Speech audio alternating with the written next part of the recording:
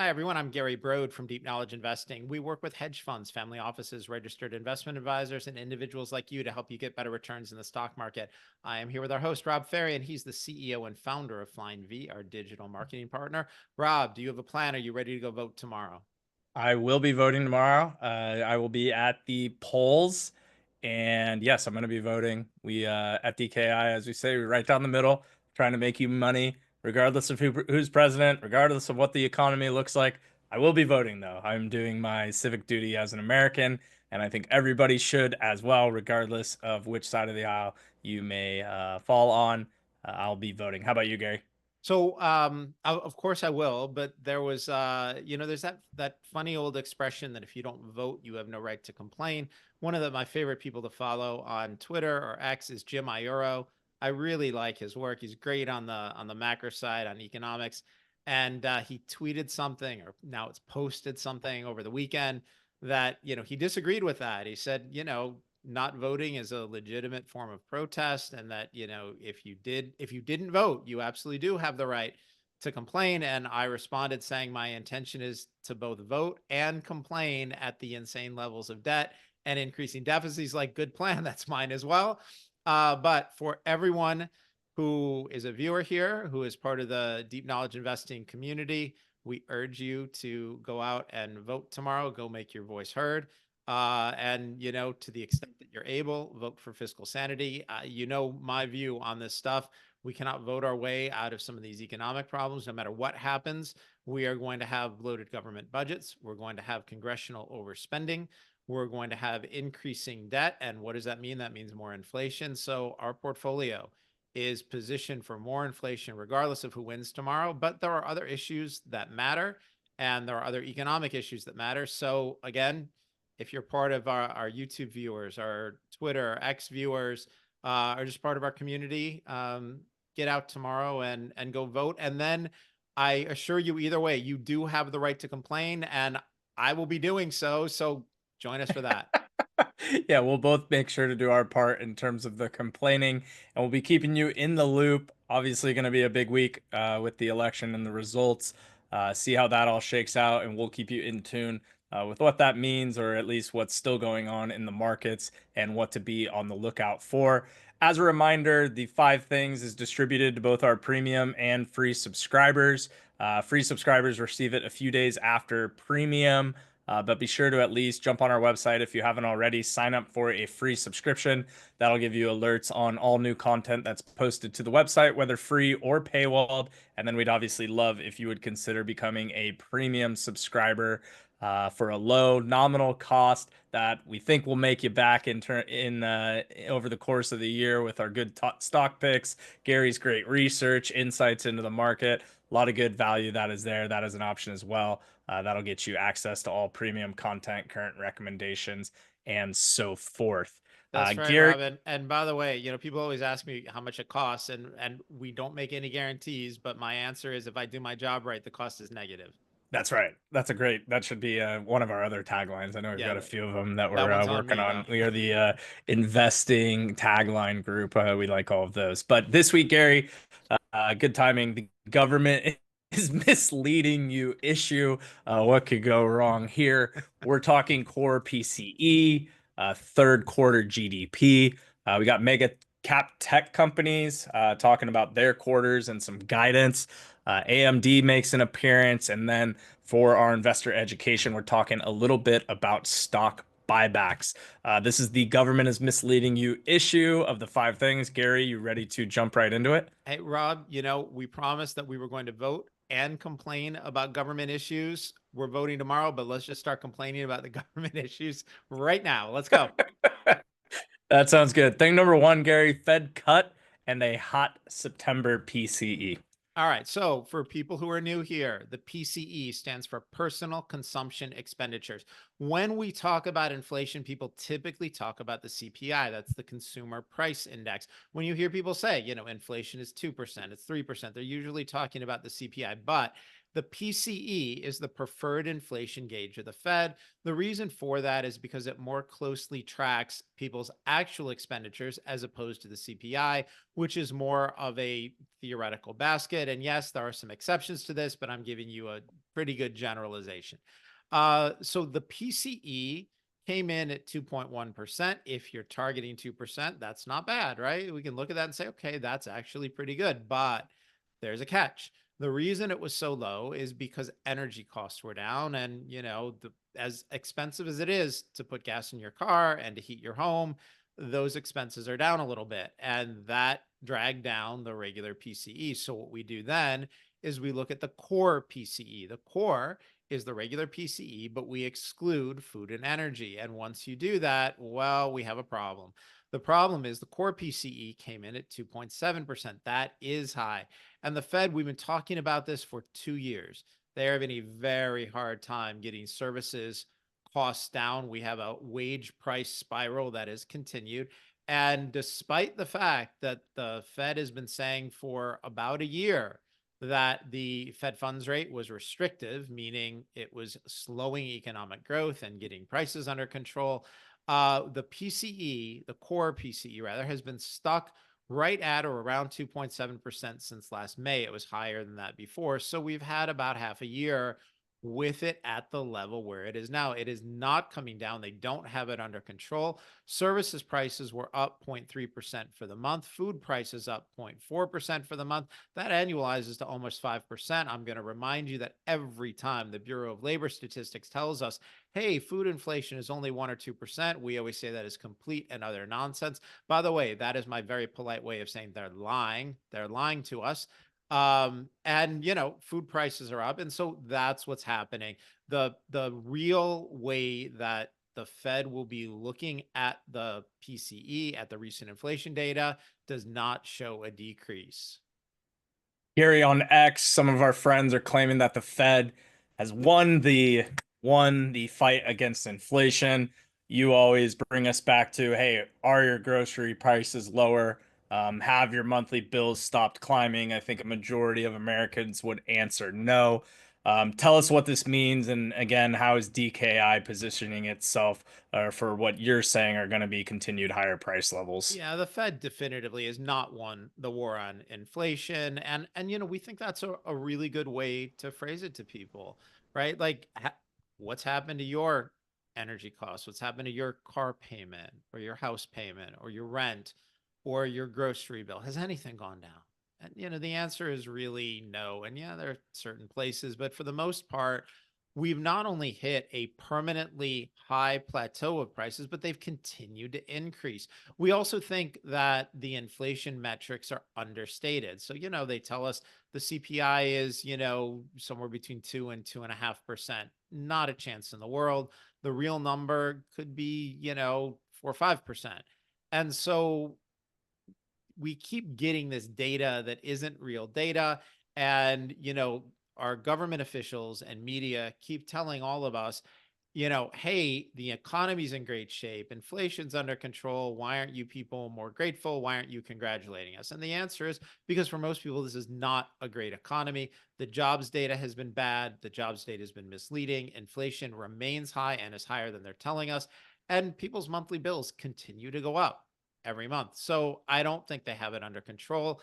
But you know what? If you're watching this and you think we're wrong and you want to tell us your grocery bills are down, this month from where they were a year ago, great. Put it in the comments. I would love to hear from you because you will be the first person telling me that your financial life is actually getting better, that your costs and expenses are coming down. And include receipts as well as addresses of where those grocery stores are, so Gary and I can maybe get delivery from those spots or consider our next move in the near future. Gary, moving on to thing number two, segues right into this perfectly. We're talking third quarter GDP, fueled again by rising government spending. You call this a Potemkin economy. I'm going to need a definition on that from you. Thing number two, Gary, what the mainstream media wants you to believe about Q3 GDP. All right, let's talk about what a Potemkin economy means. It comes from an expression, a Potemkin village.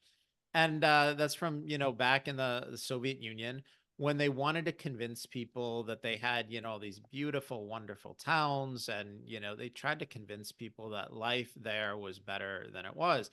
And so they built this town, but it wasn't real. It was just storefronts and home fronts. They just built the front of things. The buildings weren't real. The life there wasn't real. It basically was like a movie set. And so Potemkin has become sort of this derisive comment that you use when you want to say something looks good, but it's not real. And so here's why we're coming to that conclusion on GDP. Third quarter GDP came in at 2.8%. That's actually not a bad number. It was below the projected 3.1%. It was below last quarter's 3% increase. The personal consumption is a key driver. That was up 3.7%. Again, going back to the PCE, right? People are spending more. They have to spend more. Prices are still up. But it's not that 2.8% is bad. It's that 2.8% was fueled by government spending going from enormous, insane high levels up another 5%, now making up 17% of GDP. And keep in mind, that's the on balance sheet number. The off balance sheet number, when you start adding in things like the Affordable Care Act, Medicare, Medicaid, pensions, they're spending a lot more and they're accruing expenses that are not being included in this number. But the point of all this is the government is spending money in order to prop up GDP. And the spending, by the way, destroys value. They're not getting a dollar of value for every dollar they spend because, of course, they're not. The government is wasteful. It's just the way they do things. And so the reason I'm saying it's a Potemkin economy is because none of it is real. The government is printing money, throwing that money out and saying, look how good the party is. Look how much money we have in the economy, but none of it is real. It's just made up. It's just window dressing. It's not actual economic activity. It's not growth. It's not goods and services that Americans are creating. Gary, I know there are others that are out there that would argue that, hey, this GDP growth is good. In your best attempt, what is their actual good faith argument? Because all we're seeing is that you've got situations financed by debt and inflation causing currency creation. How can they actually say that the GDP is an indicator that we are heading in the right direction? All right. So what you want is for me to explain that without using the word lied. All right. Yes. Fair enough. There are a couple of ways that they make that argument. One is they say, look, this is the way we've always calculated it. This is a GDP calculation. Government spending has always been part of it, and you're the one changing the definition now. Right? Okay. It's a legitimate argument. I don't agree with it, but it's factually correct. The other thing that they say is, hey, these social programs that are increasing spending or the money that we're throwing at things that, I don't think produce value. They're saying, look, we need this and this is how we run the country and we've got a big social safety net and, these people use that money and they go out and buy goods and services. So how is that not part of the economy? So that would be, kind of their good faith, not crazy answer to that. If they were arguing against me, those would be the good arguments that they would use. And, again, their arguments are factually correct, but I think nuance matters here. So, it's really easy to say, okay, well, but great. We like these social programs. We like the off balance sheet spending. We like spending money on a whole bunch of things. But this is the key point. That spending is completely financed by debt and inflation causing currency creation. The government keeps increasing its spending and they pretend that GDP growth is solely driven by genuine economic expansion. There are multiple problems with this. One, all of that spending pushes out, it crowds out the productive private market economy. So we have a shift from people who are producing and doing to people who are transferring money. That is a limited thing. You can only do that for so long. The next thing is the government wastes incredible amounts of money. We did a really funny Twitter thread a year ago, with Dr. Evil saying, I'm going to take over the country unless you give me $1 million or $100 million or $1 billion. Right. And then we just found ridiculous plans. Like for instance, our government spent almost $3 million training Chinese prostitutes to drink responsibly while on the job. Why are we spending any money on this? We spent millions of dollars improving the name recognition of the Kennedy family in Massachusetts. They're the most famous family in Massachusetts. Why we're doing this, I don't know. I'm not against the Kennedys. I just don't know why we're spending money to improve their reputation. I'm pretty sure they could hire a PR person themselves. We spent $100 million on not getting refunds for plane tickets that weren't used when refunds were available. Literally, there's government employees saying, I didn't take the trip. Well, I'd have to fill out paperwork to get reimbursed. They don't do it. It's $100 million.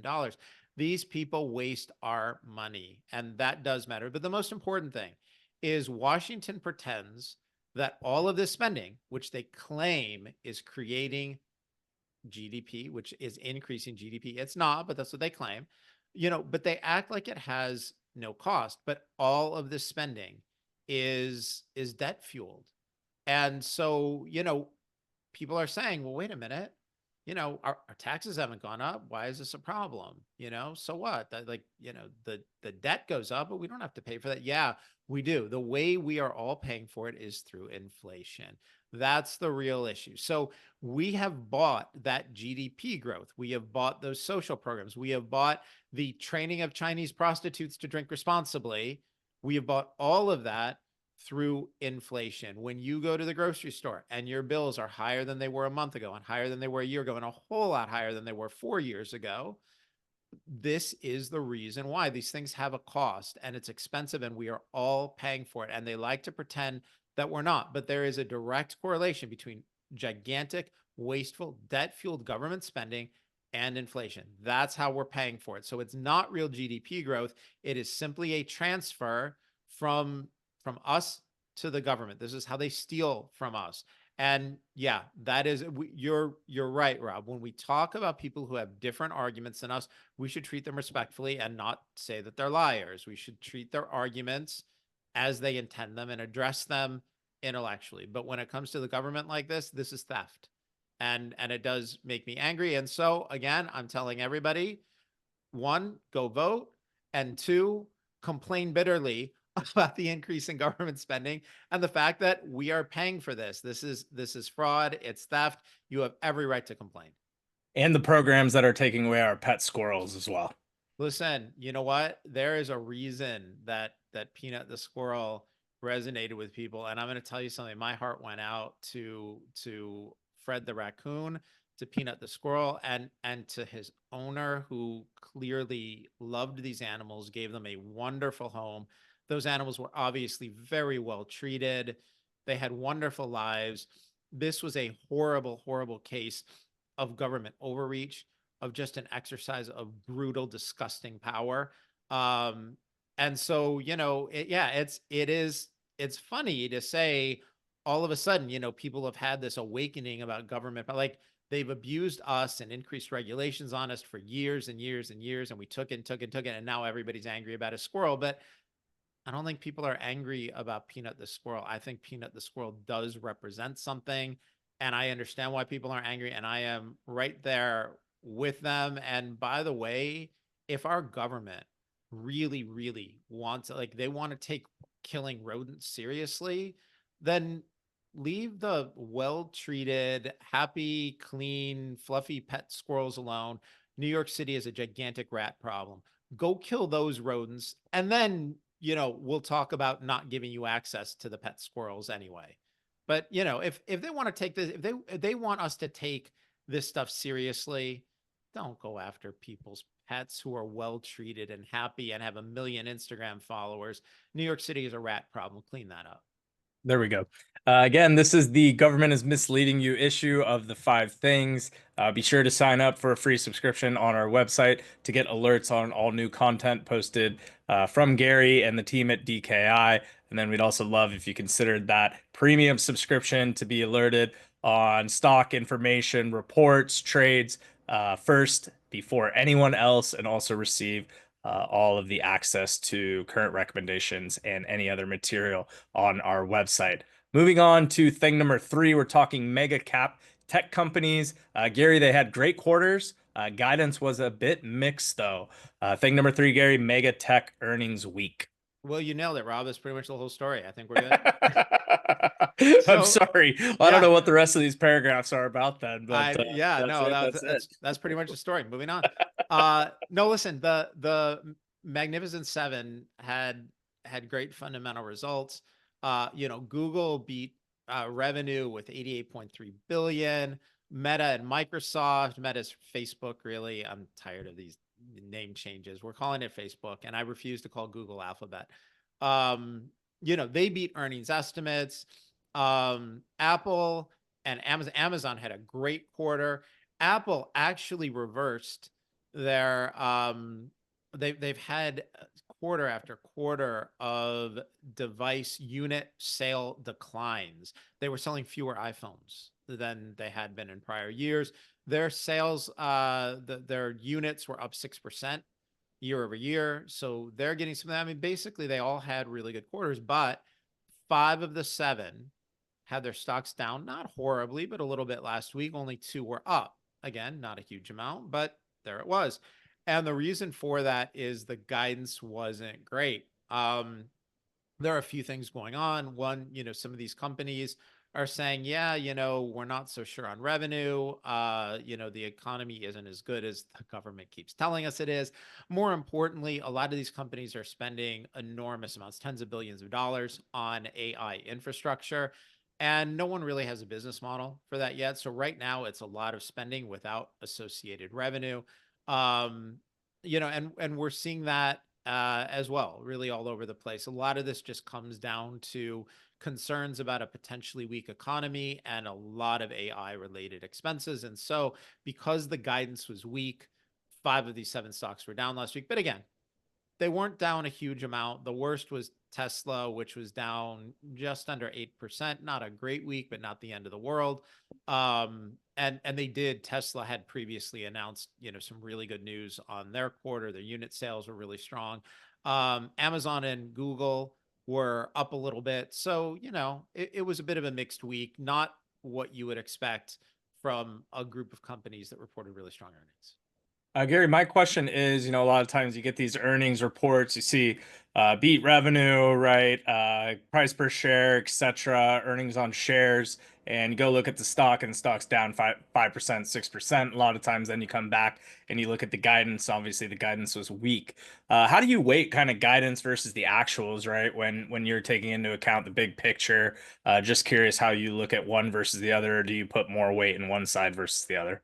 Yeah, so and this is a huge Generality. generalization, Rob. Yeah. Frequently, amateur investors will look at the historical results because, of course, they do, right? They had a good quarter, revenue was up, earnings were up, they're happy, terrific. Professional investors tend to place a big discount on whatever happened yesterday and are looking forward.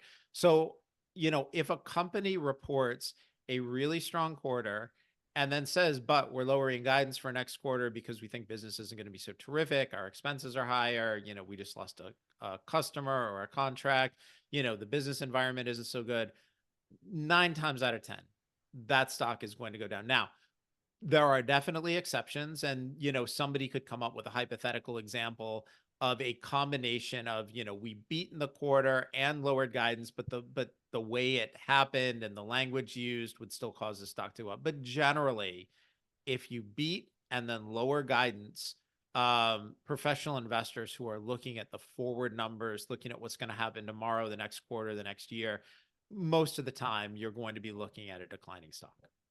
Thanks so much, Gary, for that clarification there. Thing number 3. We're now moving to thing number 4. We're talking about advanced micro devices, ticker AMD. They also, Gary, provided some weak guidance. Is this bad news for AI, or is it just difficulty taking on NVIDIA? Gary, thing number 4. Tell us more about it. AMD's earnings. I think it's a bit of a mix, Rob. And AMD is a great example of the question you just asked. They reported revenue of 6.8 billion. They beat analyst estimates. They had a terrific quarter, but they provided lower than expected guidance and the stock went down. So this is a great example of what we're talking about. AMD is a really interesting situation. They have taken a lot of share from Intel in the server market. They've also been taking share from Intel in the PC market. And a big part of that reason is the AMD chips are particularly good for gaming. They're generally better than Intel chips. And yes, there are certain Intel chips who are bad, but if you take AMD's top of the line and they're, they've got these X3D chips that are really good for gaming. And so they've become more popular. Also, we've talked on this show a lot. Intel is having some reliability issues, and so they've been grabbing share there. Where AMD is falling short is they've come out with new graphics chips and new GPUs, and they're trying to position it as a key competitor to NVIDIA's Blackwell chip. And they're not making such great headway there. You could argue, wait a minute, maybe this isn't great for AI. But when we look at the Magnificent Seven earnings, and so go back to thing number 3, what we're seeing is one of the reasons why a lot of the Magnificent Seven has guidance that's not so great is because they're spending a fortune on AI related chips. And so I think most of what's happening here is AMD is doing really well on the CPU side. But it's just really hard to go up against NVIDIA in the GPU market. And so the place where AMD is really, they're doing well is on the GPUs being used for gaming. Now, that's not a small market, but it's not the huge AI market. And, the people who are paying 10, 20, $30,000 per chip for AI purposes, they're locking themselves into NVIDIA's architecture and their infrastructure. And that's just the way that's going. The other thing that's happened with AMD is they've been capacity constrained a little bit. And it's worth pointing out, Intel has been criticized a lot for producing their own chips, having their own foundry plants, and generally having some reliability problems. And the truth is, they don't manufacture as well or as small as Taiwan Semiconductor does. In the case of AMD, they've outsourced that and they go to TSM for this stuff. So, they have a better foundry working for them, but they can end up supply constrained because they don't have as much control. So there's really a lot going on with AMD. And that's sort of there's a lot of, good and bad in that report. And that's why, again, you saw them beat, but give disappointing guidance. Gary, you covered most of it there in terms of takeaways. If someone was looking at AMD as a potential investment, I mean, what would be your guidance, or what are some things that they might be looking at outside of what you just mentioned, just in terms of your take on the stock? I haven't really looked at the stock um as an investment. It's not a company that I've ever owned before. You know, I think there are some issues that are really difficult. They had, like I said, they've been taking share from Intel in the server market, but Intel isn't, they're a tough competitor. More importantly, on the GPU side, they're going up against NVIDIA. So, AMD is kind of in the number 2 spot in a bunch of places. That's generally not where you want to be. That said, they do make really good product. And somebody I know who builds his own computers, he just put an AMD processor in his computer and an AMD graphics card. It's not bad to be making, really good gaming machines. And they are getting a price premium for it. So there's no way I'm going to tell you it's a bad company, but I haven't really looked at the valuation or what the future looks like for these guys. Gary, thing number 5, we're moving on to again our investor education series, or at least carving out one of the things to talk about investor education questions that our subscribers might have. So we do encourage anybody that may be listening, if you do have questions about investing, just in general, or anything that you've wanted to know, or just ask Gary, please don't hesitate to reach out to us, and probably, or maybe there's a likelihood that your question will be displayed as one of the things on our show. Gary, thing number 5, we're talking about the misconceptions that come around stock buybacks. So thing number 5, Gary, and again, question from one of our subscribers: what are stock buybacks and why do they matter? Thing number 5, Gary. All right, great question, Rob. Let's talk about what a stock buyback is. That happens when the management of a company goes into the market and they buy stock in the public market, in the stock market, just like you and I would. So if we were looking at a company and we said, well, we really like this company, we want to go buy stock. Well, guess what? the company can do the same thing. They can use their cash on hand or take on debt and go right into the market, and they buy back their own stock, just like you and I would, as long as there's not, material news or too close to earnings or, ahead of a big announcement. And then what they do is they retire those shares, and those shares come out of the share count. They're just permanently gone. And Gary, for those that might be unfamiliar with stock buybacks, does this tend to lead to increase or decrease in pricings? And is there maybe any other way that we can think of stock buybacks that we might be more familiar with? So there are certainly exceptions to this, but in general, a stock buyback tends to make a stock go up for three reasons. One is signaling. Companies buy back stock when they have access to cash and they believe that their stock is undervalued. Taking the resources that you have and buying back your own stock is generally a signal to the market. We think our stock is undervalued. We'd rather buy this than buy someone else's business, than make an acquisition.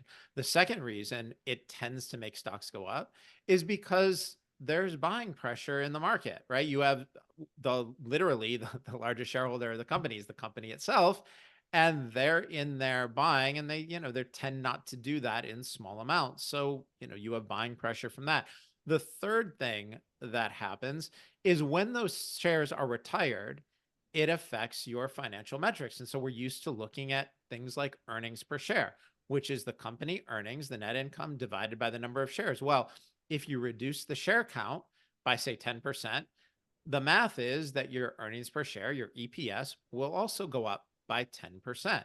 And so, having a higher EPS, it tends to get you a higher stock price. Gary, talk about two. Buybacks can tend to be more tax efficient. Explain why that might be the case, that stock buybacks can be more tax efficient. Yeah. So let me just preface this by saying I am not an accountant. I'm not a CPA. I'm not a financial advisor.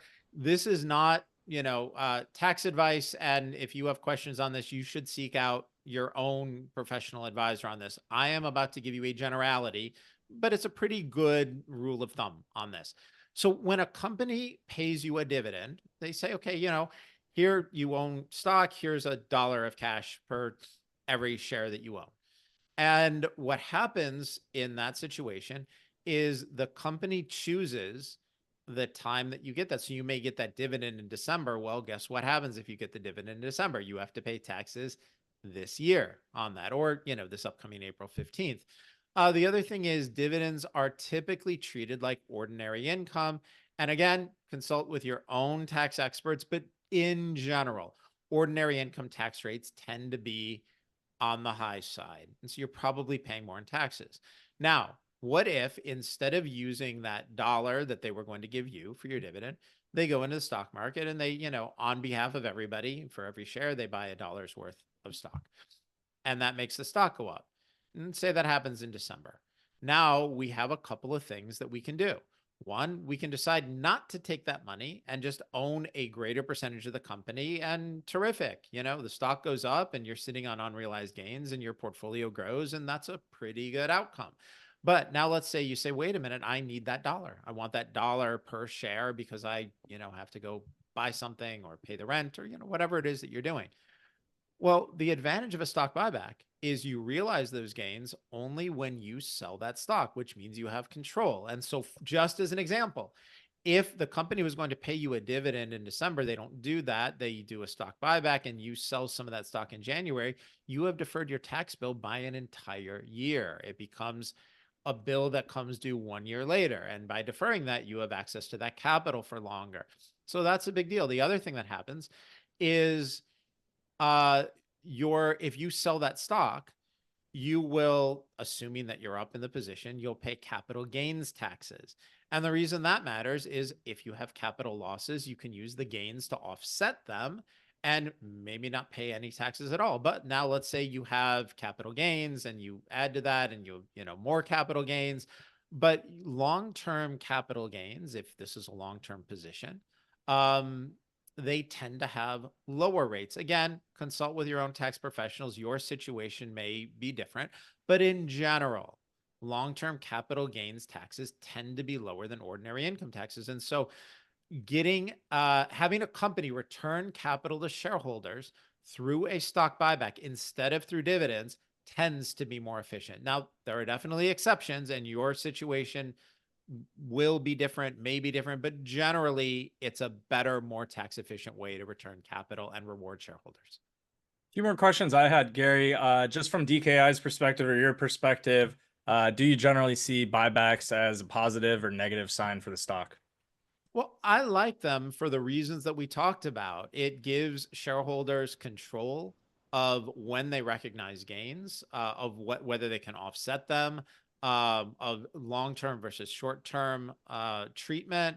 I like when companies are confident enough in their future that they're saying our stock is undervalued, the future is going to be great. We want to reduce the shares outstanding. I think that's a great thing. Anytime there are more people buying a stock that you own, well, that's, great. It tends to make the stock go up. Now, there are people who have arguments against them, but I generally do not find their arguments to be compelling. So, again, could a company misallocate capital to buy back stock? Sure, it happens. But in general, a stock buyback tends to be a pretty good place to look for value. And on that point, Gary, of criticism, I know one of our favorites, Elizabeth Warren, has been a harsh critic of buybacks. But what are some of the criticisms that buybacks receive from other individuals or just those that keep track of the markets? Well, let's deal with two of them, Rob. One, Liz Warren has called stock buybacks paper manipulation used mainly to boost executive pay. Other people claim that there's no long-term benefit because these are one-time transactions. This will not surprise you, but all of those arguments are just wrong. First of all, Liz Warren's claim that this is just paper manipulation to boost executive pay is complete and utter nonsense. The beauty of a stock buyback is it benefits all shareholders in proportion to the number of shares that they own. A CEO might be able to enrich himself at shareholder expense by saying, well, I need you shareholders to pay for my country club membership or private air travel, or I want, bigger bonuses or more cash. And that comes from shareholders to the CEO's benefit. But if they take that capital and they buy back stock, well, that benefits small shareholders, like individual shareholders like us. It benefits pension funds who own the stock. It benefits your grandma who has her money in a pension fund, or unions who have their money in a pension fund.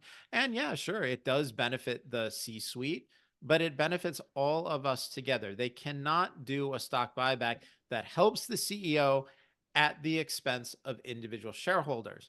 Also, the people who claim that there's no long-term benefit, that these are one-time transactions, that's factually incorrect. A dividend, and I'm not against dividends, but a dividend is a one-time transaction.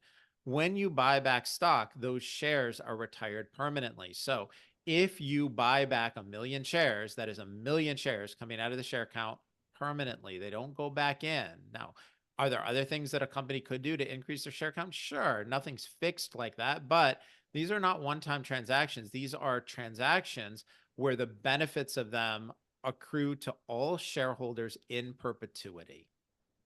And Gary, last question. Does DKI in any way look for companies that do buyback shares, or is that some sort of criteria? Or how do you guys look at that when you're considering a stock position?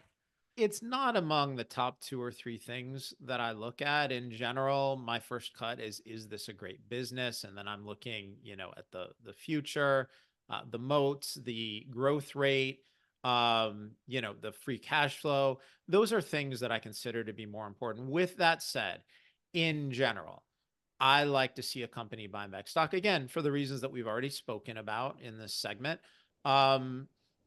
It is something that I like to see. One of my favorite companies, Las Vegas Sands, they have been returning capital to shareholders for many years. The CEO and a former CEO and chairman, Sheldon Adelson, one of the reasons he was loved by investors was he was very shareholder friendly. The way Adelson paid himself was through dividends and stock buybacks. These were things that benefited all shareholders with him. And he made himself an absolute fortune. He was worth tens of billions of dollars, but he did it in a way that his secretary and the people in the company who own the stock and individual shareholders, we all benefited with him. Now, is that a guarantee that it's a good idea? Absolutely not. And I recently sold stock in a company where management was buying back stock. And I thought the stock buyback was great, but I didn't like the fundamental results of the company. So to answer your question, it is not among the top 2 or 3 things that I would look at. I'm not necessarily screening for it, but when I see it, I view it as a positive. Gary, thanks so much for clearing up those things about buybacks. And again, if you have any questions that are related just to investor knowledge, research, any questions that you may have on the tip of your tongue, don't hesitate to fire them back in to DKI or IR at deepknowledgeinvesting.com, or just leave a comment with your question. That concludes, everyone, this week's version of the 5 things. Again, it was the government is misleading you issue. As always, we'll be back next week after the election with, I'm sure, lots of new insights and takes for the 5 things to know in investing. As always, and as we've mentioned, we love your support. Even a like, comment, share to your friends of this show would be incredible. Please also be sure to, at the minimum, grab a free subscription on the DKI website.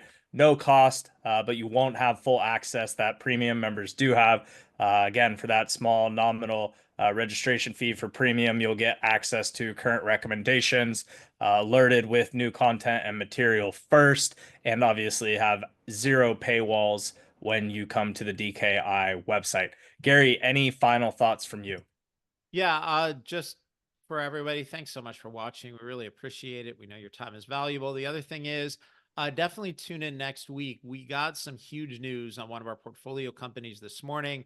The 8K was filed right around 8 o'clock this morning. So that didn't make this version of the 5 things, but it will be leading off next week's 5 things. Definitely some huge news that I think is money-making news on, one of our big portfolio companies. So, we've already started work on next week's 5 things, and I like the way it's shaping up. So tune in. We will see all of you guys next week, and thanks so much for watching.